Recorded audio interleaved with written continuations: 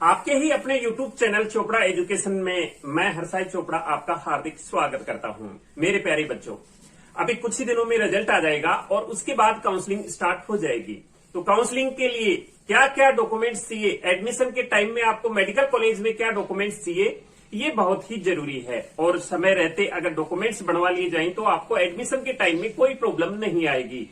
मैं आपको इस वीडियो में ये बताऊंगा कि अभी आपको कौन कौन से डॉक्यूमेंट्स की रिक्वायरमेंट है, अभी आपको कौन कौन से डॉक्यूमेंट्स बनवाने हैं और एडमिशन के टाइम में कॉलेज में कौन कौन से डॉक्यूमेंट्स की आवश्यकता होगी, किस डॉक्यूमेंट्स की कितनी वैलिडिटी है, कास्ट सर्टिफिकेट की कितनी वैलिडिटी है, कब का बना होना चाहिए, ये इस वीडियो में हम चर्चा करेंगे। तो ये बहुत ही इंपॉर्टेंट है क्योंकि एडमिशन के लिए जब डॉक्यूमेंट्स बहुत ही जरूरी हैं तो आपको यह भी जानना जरूरी है कि आपके पास क्या क्या डॉक्यूमेंट्स होने चाहिए एडमिशन के लिए और उनको आपने अभी बनवा लेना है क्योंकि आपके पास अभी टाइम है, एग्जाम खत्म हो चुकी है। अब आपको ये सर्टिफिकेट बनवाना बहुत जरूरी है। वीडियो शुरू करने से पहले मैं आपको बता दूं कि अगर आप एडमिशन के बारे में पूरी जानकारी लेना चाहते हैं तो इसके लिए मैंने बुक लिख दी है। 3 प्रकार की बुक है, ऑल इंडिया कोटा की, स्टेट की, आयुष वेटनरी की, हिंदी और इंग्लिश दोनों लैंग्वेज में अवेलेबल है। इस वीडियो के डिस्क्रिप्शन बॉक्स से आप डाउनलोड कर सकते हैं या फिर हमारी वेबसाइट www.chopraeducation.in से भी डाउनलोड कर सकते हैं। हमारे आप टेलीग्राम चैनल चोपड़ा एजुकेशन से भी डाउनलोड कर सकते हैं। इसमें मैंने आपको वो सब कुछ समझा दिया है जिसकी आपको जरूरत है। कौन कौन से डॉक्यूमेंट्स चाहिए ये समझाया है। कट ऑफ क्या रही थी प्रीवियस ईयर में उसके बारे में भी बताया है। Seat matrix, fees structure, state bond, service bond, कौन कौन से स्टेट में क्या सर्विस बॉन्ड है इसके बारे में। स्टेट कोटा की बुक को भी इसमें ये बताया है कि आपके स्टेट में टॉप से लोएस्ट की कॉलेज कौन सी है, किस क्रम में आपको फिल करना है, फर्स्ट राउंड का क्या प्रोसीजर है, सेकंड राउंड, सब कुछ मैंने इसमें क्लियर कर दिया है। तो आप इसको डाउनलोड कर सकते हैं। अब हम वीडियो शुरू करते हैं। तो सबसे पहले जिस डॉक्यूमेंट्स की आपको रिक्वायरमेंट है वो है नीट का एडमिट कार्ड। 1 नंबर पर मैं यहां पर बता रहा हूं आपको, नीट 22 एडमिट कार्ड। आपने अगर एमबीबीएस में एडमिशन लेना है, बीडीएस में एडमिशन लेना है या नीट के थ्रू जितने भी कोर्सेज हैं उनमें एडमिशन लेना है तो नीट का एडमिट कार्ड आपको जरूरी रहेगा। ये एडमिशन के टाइम में आपके लिए बहुत जरूरी है। आपके पास अगर इसकी डाउनलोड कॉपी है तो ठीक है, नहीं तो ये अभी भी वेबसाइट पर अवेलेबल है, एनटीए नीट की वेबसाइट पर अवेलेबल है, वहां से आप डाउनलोड कर लें इसको। ये बहुत ही जरूरी है। इसके दोनों पेजों की रिक्वायरमेंट होगी एडमिशन के टाइम पर, तो वो आप डाउनलोड कर ले वेबसाइट से अगर आपके पास में नहीं है। तो ये जरूरी डॉक्यूमेंट्स सबसे जरूरी है, पहला डॉक्यूमेंट्स। उसके बाद में जो जरूरी डॉक्यूमेंट्स है वो है 10th क्लास की मार्कशीट। ये आपके लिए बेहद ही जरूरी है, 10th की मार्कशीट। अब इसके साथ साथ 10th की मार्कशीट के साथ साथ 10th के सर्टिफिकेट की भी रिक्वायरमेंट होती है, लेकिन आजकल इसी मार्कशीट में सर्टिफिकेट आ रहा है और सभी स्टेट में मार्कशीट में ही सर्टिफिकेट अवेलेबल है। तो मैं सोचता हूं कि सर्टिफिकेट की आवश्यकता अलग से नहीं होती क्योंकि वो मार्कशीट में ही होता है। अगर किसी स्टेट में अभी भी मार्कशीट के अलावा 10th का सर्टिफिकेट होता है तो वो भी आप सर्टिफिकेट ले लें। मार्कशीट के अंदर जिसके अंदर फोटो लगी है, आपकी मार्कशीट के अंदर अगर फोटो लगी है तो उसमें मार्कशीट भी है और सर्टिफिकेट भी है। अब इस मार्कशीट में अगर आपका डेट ऑफ बर्थ मेंशन है तो आपको अलग से किसी डेट ऑफ बर्थ सर्टिफिकेट की आवश्यकता नहीं है। आजकल 10th की मार्कशीट में सभी स्टेट में डेट ऑफ बर्थ इसमें मेंशन की जाती है, तो मैं सोचता हूं अलग से आपको डेट ऑफ बर्थ सर्टिफिकेट की आवश्यकता नहीं है। फिर भी आप अपनी मार्कशीट में चेक कर लें, अगर आपकी मार्कशीट में डेट ऑफ बर्थ मेंशन नहीं है तो आपको अलग से डेट ऑफ बर्थ का सर्टिफिकेट बनवाना होगा। इसके बाद नेक्स्ट जो डॉक्यूमेंट्स की रिक्वायरमेंट है वो है 12th मार्कशीट। 12th की मार्कशीट, 12th क्या है, ये क्वालिफाइंग एग्जामिनेशन है, यानी कि 12th पास होना जरूरी है। फिजिक्स, केमिस्ट्री, बायोलॉजी में पास होना जरूरी है, हिंदी इंग्लिश में भी पास होना जरूरी है इसमें। तो ये 12th की मार्कशीट आपको चाहिए। ये जो मैं सारे डॉक्यूमेंट्स बता रहा हूं ये सारे ओरिजिनल डॉक्यूमेंट्स लगेंगे आपके एडमिशन के टाइम में। ओरिजिनल डॉक्यूमेंट्स की ही रिक्वायरमेंट है, ये सारे ओरिजिनल ही होने चाहिए। अब इसमें इसके सर्टिफिकेट की और आवश्यकता होती है, तो इसमें काफी सारे स्टेट्स में सर्टिफिकेट मार्कशीट के साथ ही आता है जिसमें फोटो लगी होती है, लेकिन सीबीएसई वगैरह में अलग से, जैसे कि 19, 17 इनमें अलग से सर्टिफिकेट आता था 12th का सीबीएसई के एग्जाम में। तो आप ये चेक कर लें, आपकी मार्कशीट में सर्टिफिकेट है तो ठीक है, नहीं तो आप स्कूल जाकर के अपना सर्टिफिकेट कलेक्ट कर लें 12th का वहां से। तो ये आपको 12th की मार्कशीट ऑब्लिक सर्टिफिकेट बहुत ही जरूरी है। इसके बाद में आपको नेक्स्ट पॉइंट में टीसी की जरूरत है। जो ट्रांसफर सर्टिफिकेट होता है, एक क्लास के बाद दूसरी क्लास में आप हायर स्टडी के लिए अप्लाई करते हैं तो ट्रांसफर सर्टिफिकेट की आवश्यकता होती है, जिसे टीसी कहा जाता है। अगर आपके पास ओरिजिनल है तो ठीक है, नहीं तो आप स्कूल से जाकर अपना ट्रांसफर सर्टिफिकेट कलेक्ट कर लें। अब यहां पर एक डाउट है, जो बच्चे बीएससी फर्स्ट ईयर में हैं, सेकंड ईयर में हैं, तो वो ट्रांसफर सर्टिफिकेट या तो अपने यूनिवर्सिटी कॉलेज से ले लें, या फिर उनके पास में अगर 12th का ओरिजिनल सर्टिफिकेट है तो वो भी चल जाएगा, क्योंकि इसमें क्वालिफाइंग जो एग्जाम है वो 12th है, लेकिन ये ओरिजिनल होना चाहिए। ट्रांसफर सर्टिफिकेट के बाद में, ट्रांसफर सर्टिफिकेट के साथ में ही एक कैरेक्टर सर्टिफिकेट होता है, ये भी स्कूल द्वारा जारी किया जाता है। कैरेक्टर सर्टिफिकेट भी स्कूल द्वारा जारी किया जाता है, टीसी के साथ ही दिया जाता है। और ये जो कैरेक्टर सर्टिफिकेट है, इसको किसी जगह ये कैरेक्टर एंड कंडक्ट सर्टिफिकेट भी बोलते हैं, और किसी जगह स्टडी एंड कंडक्ट सर्टिफिकेट भी बोलते हैं। तो इसमें आपको बिल्कुल डाउट में नहीं रहना है। कैरेक्टर सर्टिफिकेट आपने अपने स्कूल से ले लेना है। जो बीएससी कर रहे हैं बच्चे या कोई अदर कोर्स कर रहे हैं, तो जो टीसी के साथ में जहां से टीसी लेंगे वहां से ये सर्टिफिकेट कलेक्ट कर लें। इसके बाद में एक होता है माइग्रेशन सर्टिफिकेट, इसकी भी आपको रिक्वायरमेंट है। माइग्रेशन सर्टिफिकेट की रिक्वायरमेंट है। माइग्रेशन सर्टिफिकेट ये होता है कि एक बोर्ड से दूसरे बोर्ड में आप जाते हैं तो पहले वाले बोर्ड को कोई ऑब्जेक्शन नहीं है इसमें, इस प्रकार की इसमें लिखावट होती है। तो ये माइग्रेशन सर्टिफिकेट की आपको आवश्यकता होगी। तो अगर ये तीन चीजें आपके पास फिलहाल नहीं है, टीसी, कैरेक्टर सर्टिफिकेट और माइग्रेशन सर्टिफिकेट, तो ये आप स्कूल से जाके कलेक्ट कर लें, ये आपको रिक्वायरमेंट होगी। ये जो मैं अभी डॉक्यूमेंट्स बता रहा हूं, ये ऑल इंडिया में भी रिक्वायरमेंट है इनकी और स्टेट में भी रिक्वायरमेंट है। मैं दोनों के लिए कॉमन बता रहा हूं, फिर ऑल इंडिया के लिए मैं अलग से बता दूंगा। इसके बाद आगे हम बात करते हैं, ये आप नोट कर लो 7 डॉक्यूमेंट्स। तो इसके बाद हम आगे बात करेंगे 8वां डॉक्यूमेंट्स।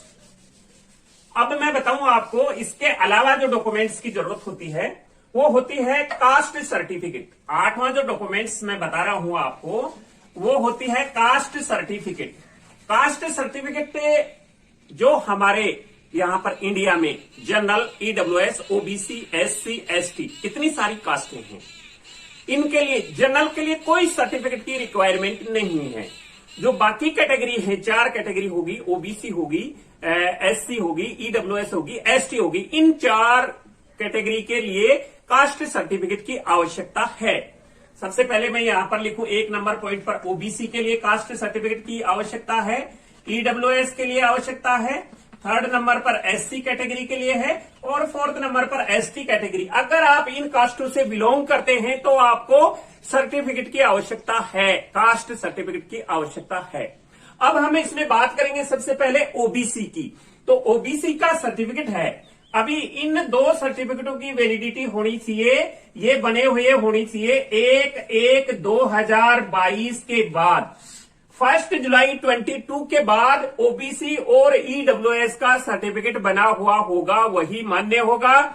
ये जो एनटीए का इंफॉर्मेशन बुलेटिन आया था उसमें बाकायदे ये लिखा था, आपने कोई सा भी सर्टिफिकेट अपलोड किया हो इससे पहले कोई मतलब नहीं है।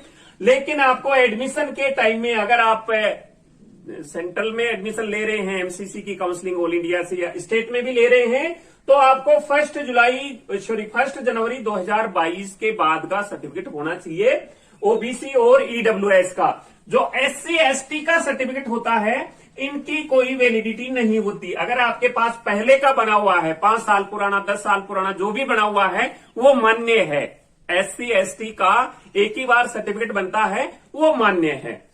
लेकिन आपका जो ओबीसी और ईडब्ल्यूएस का सर्टिफिकेट है वो 1 जनवरी 2022 के बाद का बना हुआ होना चाहिए। तो इसको आप अभी बनवा लें, अपने स्टेट से पता कर लें। ये तहसीलदार से बनता है, मजिस्ट्रेट से बनता है, किससे बनता है? अपने स्टेट में, क्योंकि अलग अलग स्टेट में अलग अलग अथॉरिटी है इसके बनवाने की।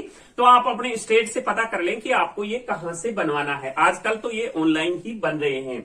अब हम इसमें बात करें ओबीसी के कास्ट सर्टिफिकेट की। तो ओबीसी के कास्ट सर्टिफिकेट अगर आप एमसीसी में एडमिशन लेना चाहते हैं और उसमें ओबीसी के लिए आप अप्लाई करना चाहते हैं, तो आपको सेंट्रल लिस्ट में ओबीसी में आपकी कास्ट का नाम होना चाहिए। वो आप देख सकते हैं, इसकी वेबसाइट है कास्ट की, ओबीसी की, उस पर आप गूगल सर्च करके देख लें। उसमें आपका अगर आपके स्टेट का आपकी कास्ट का उसमें नाम है तो आप ओबीसी का सर्टिफिकेट बनवा सकते हैं। इसके 2 सर्टिफिकेट बनते हैं, एक स्टेट का अलग बनता है और एक ऑल इंडिया के लिए मतलब सेंट्रल का अलग बनता है। तो अगर आप सेंट्रल की कास्ट में आते हैं ओबीसी में, तो आपको सेंट्रल का बनाना होगा एमसीसी के एडमिशन की कंडीशन में। अदरवाइज आप स्टेट में एडमिशन लेना चाहते हैं तो स्टेट का आपको जरूरी है ओबीसी का सर्टिफिकेट। तो आप ये सर्टिफिकेट अभी बनवा लें। इसके बाद ईडब्ल्यूएस के सर्टिफिकेट की बात करें हम, तो ईडब्ल्यूएस का सर्टिफिकेट भी किसी किसी स्टेट में 2 प्रकार के होते हैं और किसी किसी में एक ही होता है। किसी स्टेट में सेंट्रल का भी होता है, स्टेट का भी होता है और किसी में एक ही होता है, क्योंकि वो इसमें जो ईडब्ल्यूएस की रिक्वायरमेंट है, कंडीशंस है, उसके अकॉर्डिंग बनता है। जैसे मैं राजस्थान की बात करूं तो राजस्थान में 2 सर्टिफिकेट बनते हैं।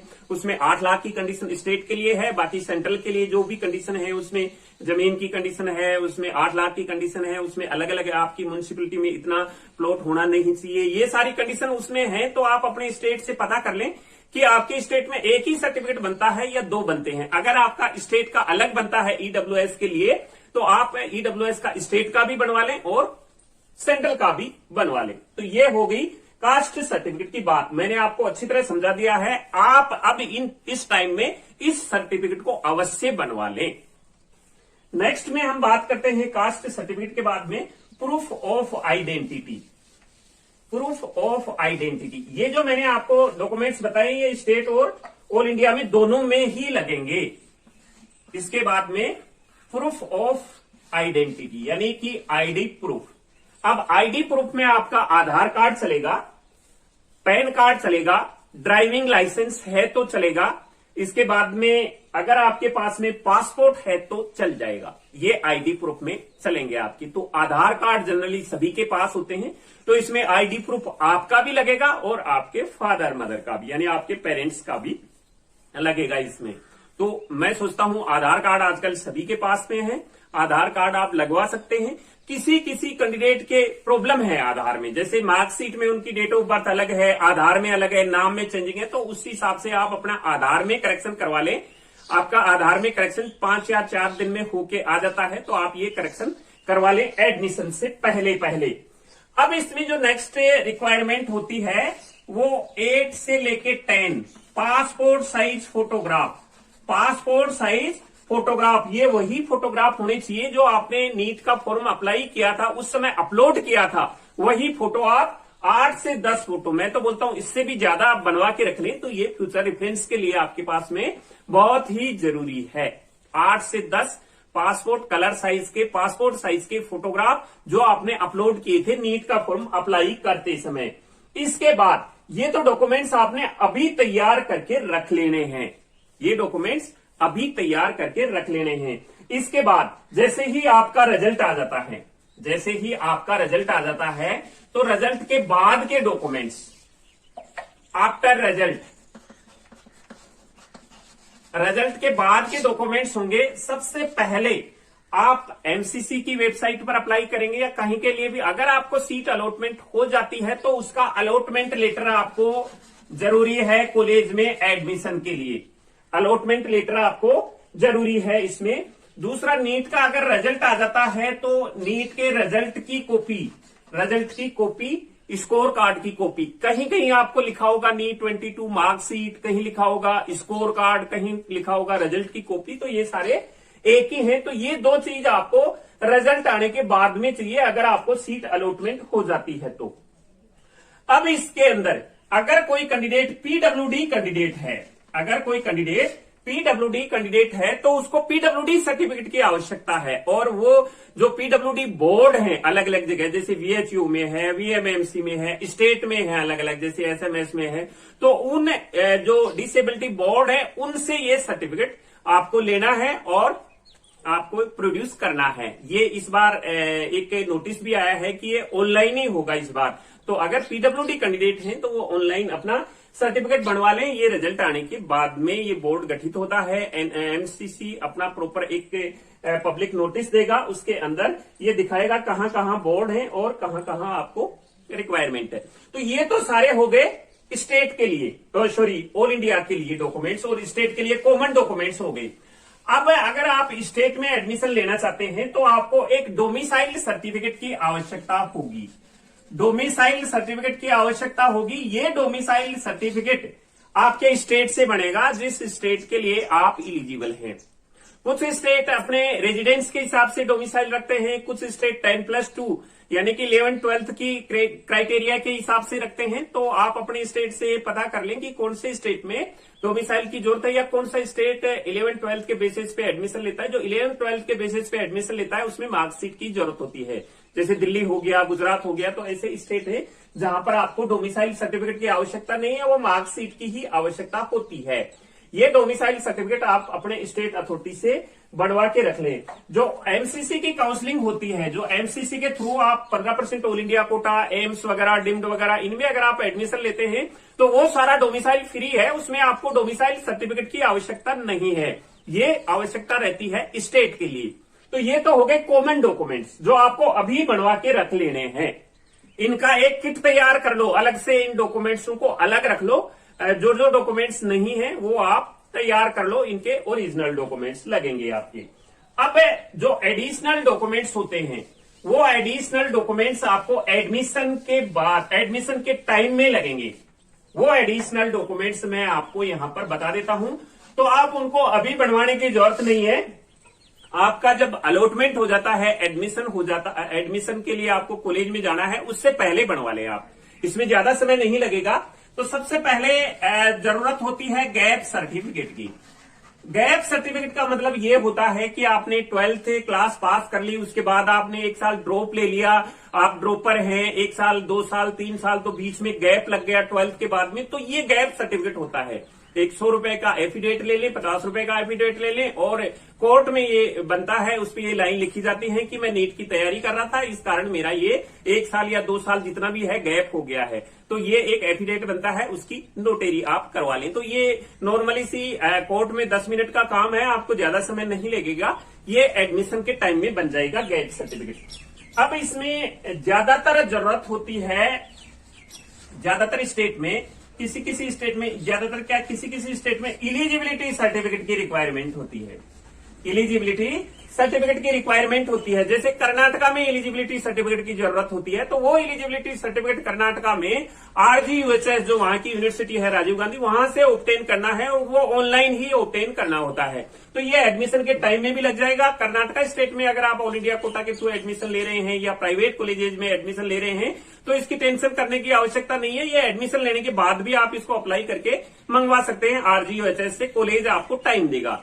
ये तो होगी कर्नाटका की बात इलिजिबिलिटी सर्टिफिकेट की। लेकिन अगर आप तमिलनाडु स्टेट में एडमिशन लेना चाहते हैं, तमिलनाडु स्टेट में एडमिशन लेना चाहते हैं तो इलिजिबिलिटी सर्टिफिकेट के, अगर ऑल इंडिया कोटा से आपका एडमिशन हो रहा है तो इलिजिबिलिटी सर्टिफिकेट एडमिशन के टाइम में जरूरत पड़ेगी तमिलनाडु स्टेट में। अगर आप वहां के प्राइवेट कॉलेजेस में एडमिशन लेना चाहते हैं तो आपको फॉर्म फिल करते समय इसकी जरूरत पड़ेगी, और जो तमिलनाडु के कैंडिडेट्स हैं उनको भी फॉर्म फिल करने के टाइम में इसकी जरूरत पड़ती है इलिजिबिलिटी सर्टिफिकेट की। अब ये जो इलिजिबिलिटी सर्टिफिकेट बनता कहां से है, तो ये MGR यूनिवर्सिटी से बनता है। DRMGR यूनिवर्सिटी के आप साइट सर्च करेंगे तो वहां पर आपको एक टैब मिलेगा इलिजिबिलिटी सर्टिफिकेट का, वहां से आप ये सर्टिफिकेट बनवा सकते हैं। इसकी फीस 1600 है। आप जो मेल आईडी देंगे 2 या 3 दिन में उस मेल आईडी पर बन के आ जाता है, तो इसमें कोई प्रॉब्लम नहीं होगी। अगर आप ऑल इंडिया से एडमिशन ले रहे हैं तो उसके बाद बनवा लें। अगर आप प्राइवेट के लिए एडमिशन ले रहे हैं तो रिजल्ट आने के बाद इसके लिए इसकी वेबसाइट पर जाके अप्लाई कर दें तो ये आपका इलिजिबिलिटी सर्टिफिकेट आपको मिल जाएगा। और इसके अलावा बाकी काफी सारे स्टेट में बॉन्ड की रिक्वायरमेंट होती है, सर्विस बॉन्ड की होती है, डिसकंटिन्यू बॉन्ड की होती है, कोर्स का आप बीच में छोड़ते हैं उसके, तो ये बॉन्ड की आवश्यकता होती है वहां। तो ये बॉन्ड का फॉर्मेट आप जिस कॉलेज में एडमिशन ले रहे हैं वहां कॉलेज से आपको मिल जाएगा। ये आपको एडमिशन के टाइम में ही जरूरत है बॉन्ड की उस समय ही जरूरत है। तो मेन डॉक्यूमेंट्स थे ये, मैंने आपको बता दिए हैं। ये डॉक्यूमेंट्स आप तैयार करके अलग किट बना लें। जो डॉक्यूमेंट्स आपके पास नहीं है स्कूल से ले लें, या फिर आपके जो कास्ट सर्टिफिकेट वगैरह है तहसील से या कहीं से भी आपको बनवाने हैं, ये तैयार कर ले। समय समय पर जो भी जानकारी मिलेगी हम आपको दे देंगे। वीडियो आपको अच्छा लगा लाइक जरूर करना है। नए वीडियो में नई जानकारी के साथ आपसे फिर मुलाकात होगी। तब तक के लिए जय हिंद।